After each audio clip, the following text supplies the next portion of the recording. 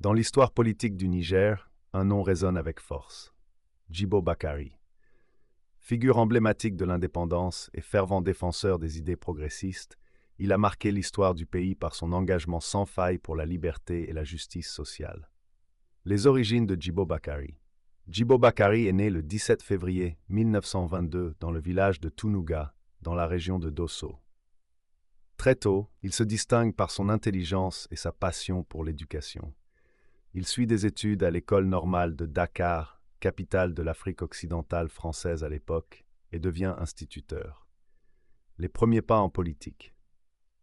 Après la Seconde Guerre mondiale, Djibo Bakary rejoint la politique et milite pour la fin du colonialisme français. En 1951, il est élu conseiller à l'Assemblée territoriale du Niger et en 1957, il devient le premier Nigérien à occuper le poste de président du Conseil de gouvernement sous la tutelle française.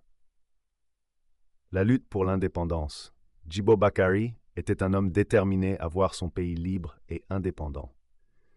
Il fut à la tête du parti politique Sawaba, qui prônait l'indépendance immédiate et la mise en place d'un État socialiste au Niger. Cependant, son combat se heurte à la puissance coloniale française et à des opposants politiques qui voient les choses différemment. L'échec du référendum et l'exil. En 1958, Djibo Bakary mène campagne contre la communauté française, une structure qui permettait aux colonies de garder des liens étroits avec la France, tout en ayant une autonomie limitée.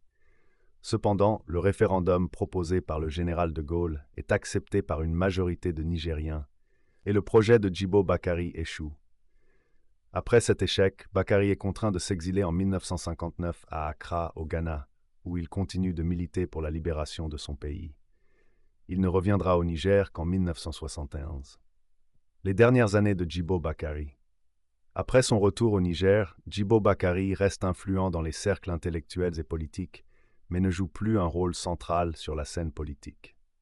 Il se consacre à l'écriture et à la transmission de son expérience politique à travers plusieurs ouvrages et conférences.